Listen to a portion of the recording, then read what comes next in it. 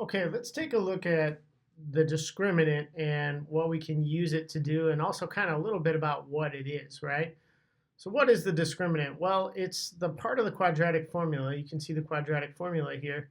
It's the whole thing inside the square root, because what that's going to tell us is that, so let's say d then is our discriminant is b squared minus 4ac, right?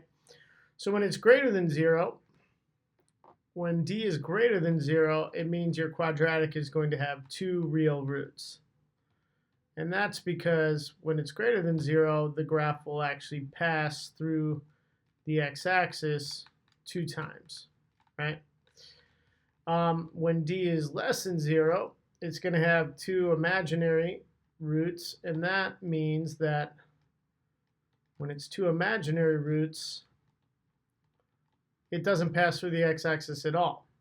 Okay, so it just stays above, or it actually could be below, something like that, but it's not going to pass through the x-axis at all, and that's when the discriminant is less than 0. And remember, that means you have a negative square root, which gives you the imaginary or complex numbers. Okay, and then the last case, which is not as common, but when d equals 0, it's a double or repeated root. You call it either thing, a double or repeated root.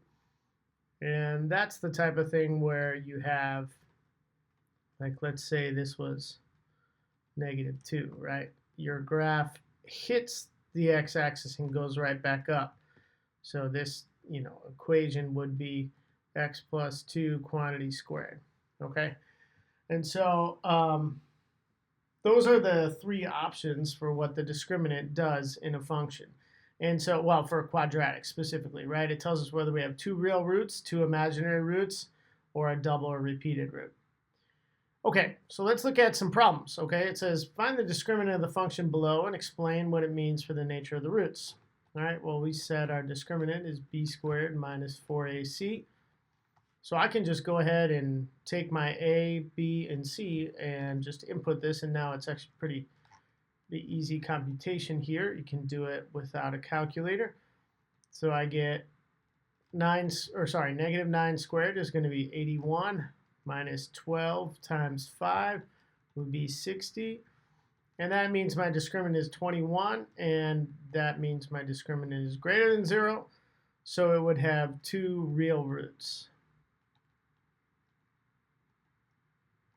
Okay, and so that's our first problem here. Now let's look at one that's a little bit more difficult, but it says, find the values of a that will make the function below have two imaginary roots. Okay, well, what does that mean? That means my discriminant has to be less than 0. So what that means here is that b squared minus 4ac has to be less than 0. So notice we're going to set up an inequality here, and we actually know what b and c are, but we don't know what a is. So we're going to solve for a. Okay, so let's start with -5 squared minus 4 times a times c, which is 2, and that's got to be less than 0. So we're going to have 25 minus 8a is less than 0. And we're going to move the 25 over to the other side. And now we're going to divide by -8, because remember, we're trying to find all the values of a. And remember, when you divide by a negative, you're going to flip the inequality. So it's going to read like this.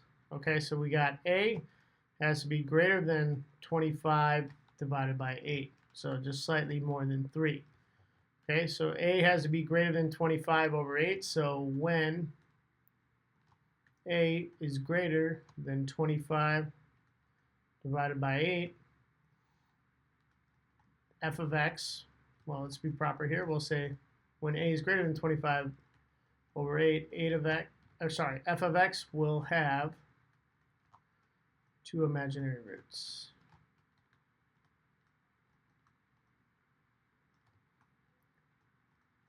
All right, and we're done with this one.